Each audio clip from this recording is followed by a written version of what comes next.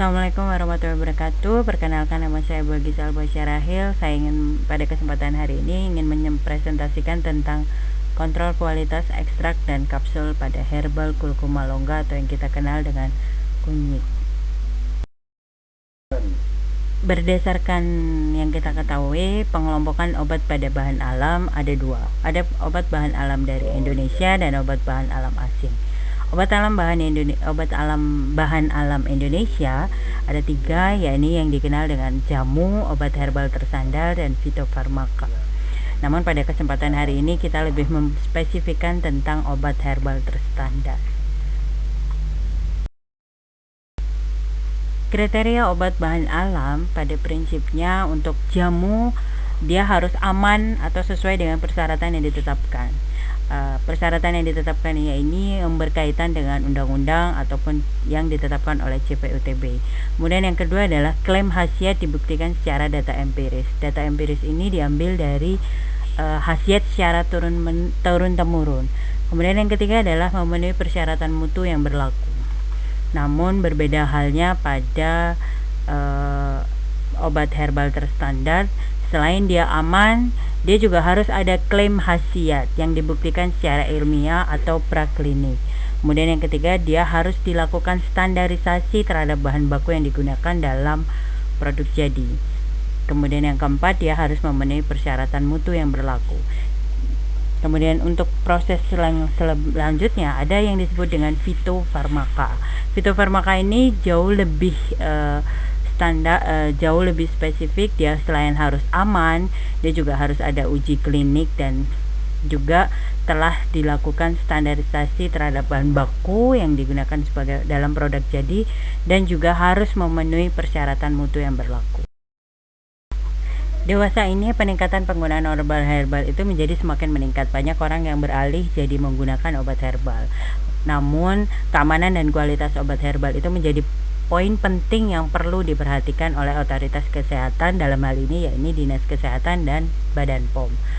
Obat herbal, orang beranggapan bahwa obat herbal itu tidak memberikan efek samping, tapi pada prinsipnya bisa jadi dalam produksi obat herbal terjadi penggunaan spesies tanaman yang salah, atau juga bisa saja terjadi kontaminasi dengan bahan toksik atau bahan berbahaya lainnya, atau adanya interaksi dengan obat yang lain, atau penggunaan obat herbal itu tidak tepat. Nah, jika hal ini terjadi, maka kualitas produk akhir dari produk herbal tersebut menjadi sangat rendah. Dan selain itu, hal yang mempengaruhi dari obat herbal itu adalah penggunaan bahan baku yang tidak memenuhi standar. Keamanan dan kualitas bahan baku produk akhir obat tradisional. Ada beberapa faktor yang mempengaruhi di dalamnya, yaitu faktor intrinsik genetik, yaitu faktor yang berkaitan dengan tanaman itu sendiri. Kemudian faktor ekstrinsik seperti halnya lingkungan, metode pengumpulan, penanaman, panen, pasca panen, transport atau penyimpanan. Contoh sederhana adalah misalkan ada beberapa tanaman itu justru memiliki kualitas yang bagus ketika dia dipanen pada saat musim kemarau, atau ada juga tanaman yang justru dia memiliki kualitas yang bagus ketika dia dipanen pada saat musim hujan. Nah, kemudian faktor berikutnya adalah faktor adanya kontaminasi mikroba atau bahan kimia selama proses produksi. Misalkan dalam proses produksi obat herbal atau obat tradisional itu mereka menggunakan bahan baku logam yang bisa saja logam tersebut mengkontaminasi produk akhirnya. Nah, kemudian faktor yang terakhir adalah tanaman yang diambil adalah tanaman liar dan dapat terkontaminasi oleh spesies atau bagian tanaman lain karena misidentifikasi, adulterasi, dan kontaminasi. Kita tahu bahwa sebenarnya obat herbal itu tidak selalu diambil dari tanaman yang budidaya, tetapi juga ada banyak tanaman liar yang bisa digunakan sebagai obat herbal. Tetapi ini menjadi hal penting untuk kita awasi, sehingga untuk menjamin keamanan dan kualitas bahan baku itu perlu adanya GACP atau Good Agriculture and Collective Practice. Nah, di GACP ini merupakan satu metode untuk menjamin kualitas dan keamanan bahan baku obat tradisional. Dalam presentasi kali ini sebetulnya saya ingin spesifik membahas tentang kontrol kualitas ekstrak dan kapsul herbal pada kurkuma longga. Kurkuma longga itu atau masyarakat awam banyak mengenal dengan istilah kunyit. Familinya adalah Zingiberaceae. Bagian yang digunakan adalah akar. Dia biasanya digunakan sebagai antimikroba, antiinflamasi, antioksidan atau sebagai hepatoprotektor. Dan komponen aktif yang terkandung di dalamnya adalah kurkuminoid. Kunyit memiliki senyawa zat aktif yang disebut dengan kurkumin, di mana senyawa markernya terdiri dari 3 poin besar, yaitu kurkumin, demetoksikurkumin, dan demetoksikurkumin. Kriteria obat bahan alam pada prinsipnya untuk jamu dia harus aman atau sesuai dengan persyaratan yang ditetapkan. Persyaratan yang ditetapkan ini berkaitan dengan undang-undang ataupun yang ditetapkan oleh CPUTB. Kemudian yang kedua adalah klaim khasiat dibuktikan secara data empiris. Data empiris ini diambil dari khasiat secara turun-temurun. Kemudian yang ketiga adalah memenuhi persyaratan mutu yang berlaku. Namun berbeda halnya pada obat herbal terstandar. Selain dia aman, dia juga harus ada klaim khasiat yang dibuktikan secara ilmiah atau praklinik. Kemudian yang ketiga, dia harus dilakukan standarisasi terhadap bahan baku yang digunakan dalam produk jadi. Kemudian yang keempat, dia harus memenuhi persyaratan mutu yang berlaku. Kemudian untuk proses selanjutnya ada yang disebut dengan fitofarmaka. Fitofarmaka ini jauh lebih jauh lebih spesifik. Dia selain harus aman, dia juga harus ada uji klinik dan juga telah dilakukan standarisasi terhadap bahan baku yang digunakan sebagai dalam produk jadi dan juga harus memenuhi persyaratan mutu yang berlaku.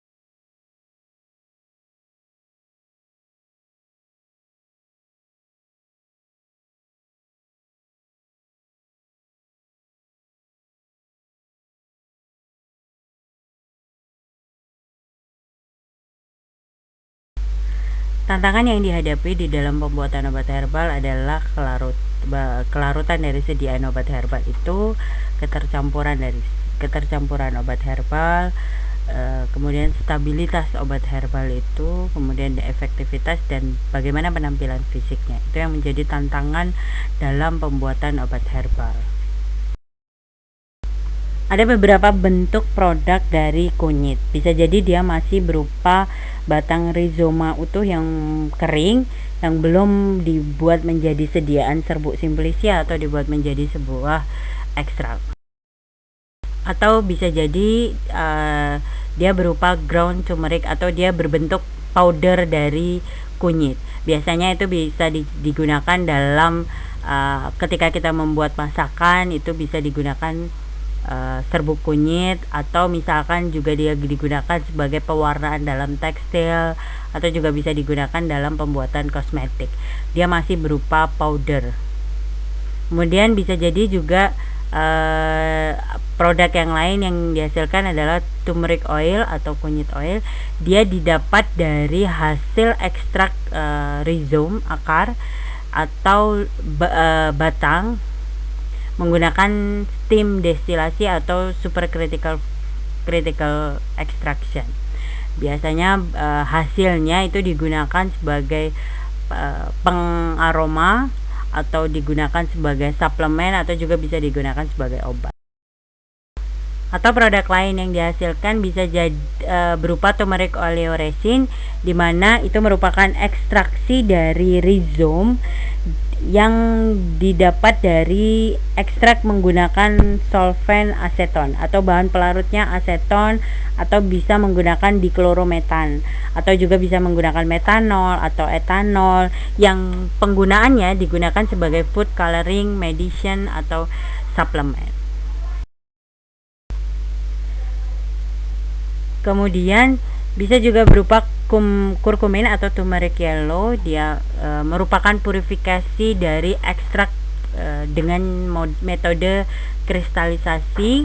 Bisa menggunakan biasanya menggunakan solvent aseton, karbon dioksida, etanol, etil asetat atau metanol. Yang pada pemanfaatannya turmeric yellow atau kurkumin ini digunakan sebagai bahan obat atau bahan suplemen. Aspek penting dalam produksi ekstrak dan kapsul dari kurkuma longga adalah kualitas. Kualitas ini dipengaruhi oleh bagaimana pengumpulan bahan baku, di mana bahan baku yang akan dibuat, dalam hal ini adalah kunyit, itu harus mengacu pada GACP atau Good Agriculture dan Collective, di mana pengumpulan bahan baku itu juga akan mempengaruhi kualitas dari ekstrak atau sediaan akhirnya. Dan juga standarisasi ekstrak. Ketika kunyit dibuat menjadi sebuah ekstrak, maka ekstrak itu harus memenuhi standarisasi, di mana harus ada identifikasi dari bioaktif komponnya, kemudian harus ada uji toksisitas setelah ekstrak itu dibuat untuk menjamin bahwa tidak ada efek toksik yang muncul setelah bahan baku dirubah menjadi sebuah ekstrak. Dan semua ini disesuaikan dengan monografi. Monografi yang berlaku di Indonesia bisa kita menggunakan Matra Medica atau menggunakan Farmakope Herbal Indonesia. Kemudian aspek penting berikutnya adalah efektivitas, di mana di dalam efektivitas ini kita ingin melihat apakah kurkuma longga memiliki aktivitas sebagai obat herbal. Nah, uji aktivitasnya ini dapat dilakukan secara in vitro atau secara in vivo model. Kemudian aspek yang terakhir adalah keamanan. Di dalam aspek keamanan ini harus ada uji toksisitas akut atau kronik, dan hewan uji yang dilakukan di dalam pengujian toksisitas itu juga harus mengacu pada OECD guideline dan Evidence International Medicine, di mana tahap ini dilakukan untuk menjamin bahwa ekstrak ataupun kapsul yang dibuat itu memberikan keamanan bagi para penggunanya. Ekstrak dan kapsul kurkuma longga. Step awalnya adalah pengambilan bahan baku yang mengacu pada GACP dan monografi. Bahan baku tersebut kemudian dirubah menjadi sebuah ekstrak yang mengacu pada standarisasi ekstrak. Standarisasi ekstrak tadi perlu dilakukan identifikasi bioactive compound dan juga dilakukan quality control. Selain itu, ekstrak tersebut juga dilakukan uji toksisitas, yakni untuk memastikan bahwa ekstrak yang dihasilkan tidak memiliki efek toksik.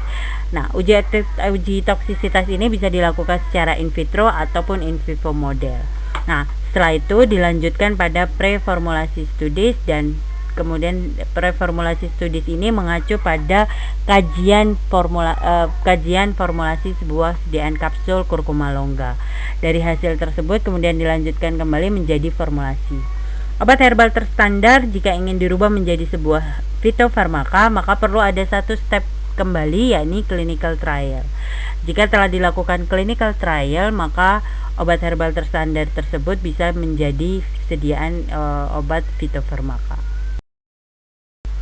Kualitas dan standar dari kurkuma longga yakni satu, senyawa markernya, di mana berdasarkan Farmakope India tahun 1996, senyawa markernya tidak boleh kurang dari 1,5%. Namun berdasarkan Farmakope Indonesia tahun 2005, senyawa markernya tidak kurang dari 1% pada rimpang kunyit kering. Namun pada Farmakope Herbal Thailand, minyak kunyitnya 6%, namun 5% dari total kurkuminoid. Jika mengacu pada WHO, maka 4,0% minyak atsiri dan tidak kurang 3,0% dari kurkuminoid dalam kunyit. Atau jika berdasarkan dari jurnal Agrawal itu ekstrak rimpang mengandung tidak kurang dari 25% pada 3 kurkuminoid yang terkandung di dalamnya. Karena sejumlah penelitian menunjukkan bahwa ekstrak etanol memiliki efisiensi ekstrak dengan stabilitas kurkuminoid yang lebih efektif, sehingga etanol dipilih sebagai pelarut untuk ekstraksi kunyit. Profil kimia dari setiap produk dikarakterisasi dengan mendefinisikan dan memverifikasi kurkumin, demetoksikurkumin, dan bidesmetoksikurkumin dengan menentukan konsentrasi menggunakan HPLC. Kemudian pola kromatogram pada HPLC dideteksi dengan menggunakan UV vis pada panjang gelombang 425 nanomikron dengan memberikan yang merupakan dasar penting untuk kendali mutu produk, di mana nilai minimumnya adalah 5% dari 3 kurkuminoid utama dalam ekstrak kunyit. Dan ketentuan ini juga harus mengacu pada farmakope. Kromatogram HPLC pada ekstrak etanol menunjukkan adanya 3 komponen utama kurkumin, yaitu kurkumin, demetoksikurkumin, dan bidesmetoksikurkumin. Tantangan yang dihadapi di dalam pembuatan obat herbal adalah kelarutan dari sediaan obat herbal itu, ketercampuran obat herbal, kemudian stabilitas obat herbal itu, kemudian efektivitas dan bagaimana penampilan fisiknya. Itu yang menjadi tantangan dalam pembuatan obat herbal.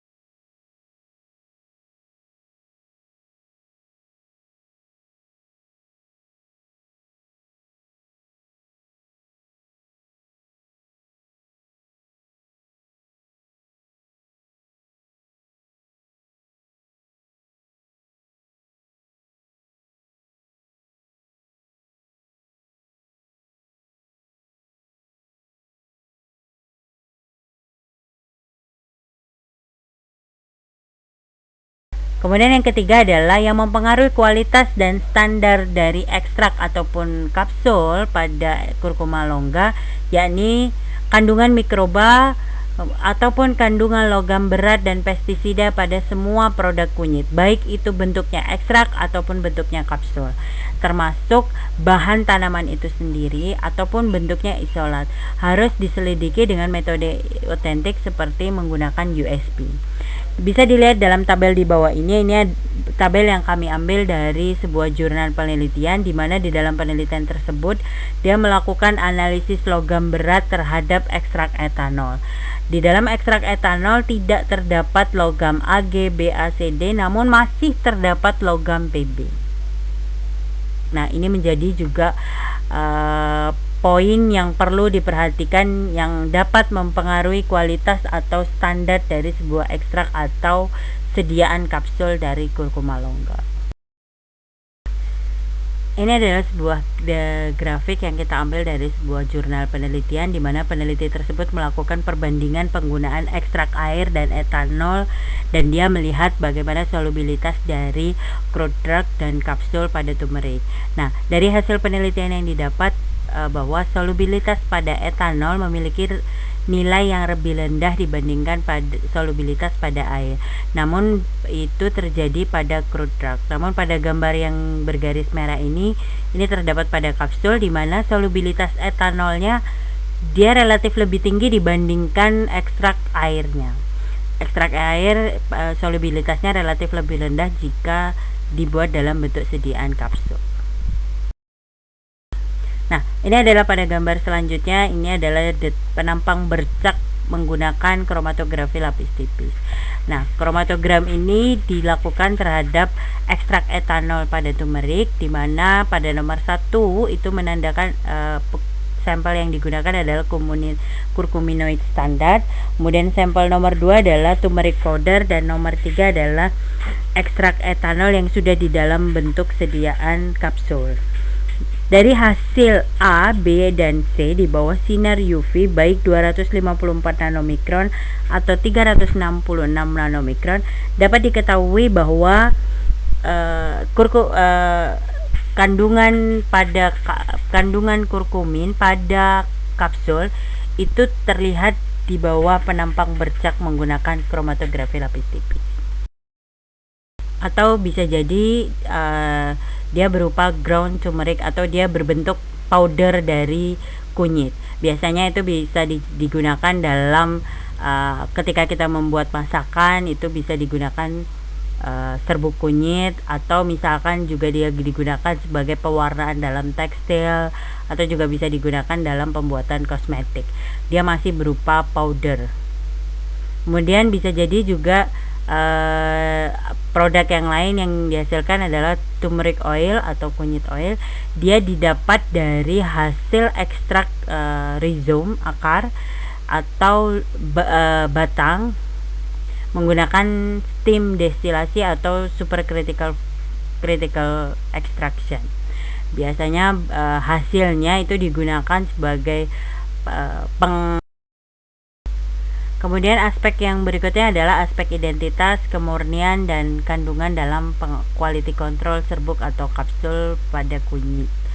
Nah, parameternya ada 3 parameter penting, yaitu tidak terdeteksinya benda asing, kemudian susut kering, dan adanya minyak atsiri.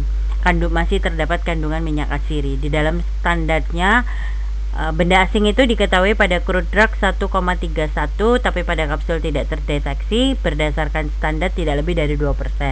Untuk susut kering itu 6,89 pada crude drugs, pada kapsul 8,64. Di dalam ketentuan itu tidak lebih dari 10%. Untuk minyak atsiri 5,95 pada crude drugs dan kapsul tidak terdapat, di mana berdasarkan ketentuan 6,0%. Ini aspek identitas dan kemurniannya. Kemudian jika kurkuma longga sudah menjadi sebuah sediaan akhir ataupun masih berupa ekstrak, perlu dilakukan adanya proses uji stabilitas dari kurkumin, di mana kurkumin tersebut disimpan pada suhu ruang dan dia merupakan serbuk atau sediaan yang tahan terhadap proses pemanasan. Dan jika dilakukan uji pada T student 2 cc, di mana nilai signifikannya P kurang dari 0,5. Ini adalah sebuah grafik yang kita ambil dari sebuah jurnal penelitian, di mana peneliti tersebut melakukan perbandingan penggunaan ekstrak air dan etanol, dan dia melihat bagaimana solubilitas dari crude drug dan kapsul pada turmeric. Nah, dari hasil penelitian yang didapat bahwa solubilitas pada etanol memiliki nilai yang lebih rendah dibandingkan pada solubilitas pada air. Namun itu terjadi pada crude drug. Namun pada gambar yang bergaris merah ini terdapat pada kapsul, di mana solubilitas etanolnya dia relatif lebih tinggi dibandingkan ekstrak airnya. Ekstrak air solubilitasnya relatif lebih rendah jika dibuat dalam bentuk sediaan kapsul.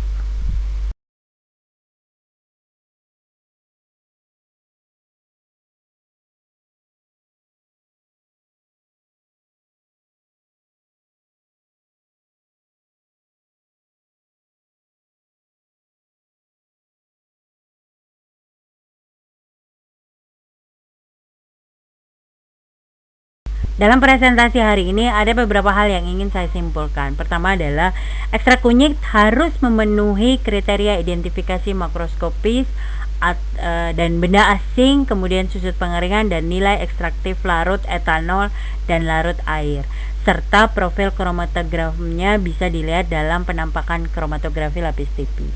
Dan kemudian kapsul kunyit harus memenuhi kriteria susut pengeringan, nilai ekstraktif larut etanol dan air, serta profil kromatografi lapis tipis yang mengacu pada guideline. Kemudian yang terakhir adalah aspek kualitas lain, baik pada ekstrak ataupun sediaan, seperti kandungan mikroba, logam berat, pestisida pada produk kunyit juga harus diteliti dengan metode autentik, serta perlu adanya pengujian stabilitas pada produk akhirnya. Baik, untuk hari ini mungkin itu yang bisa saya sampaikan, kurang dan lebihnya saya mohon maaf. Terima kasih atas attentionnya, jangan lupa like and share. Sampai jumpa, terima kasih.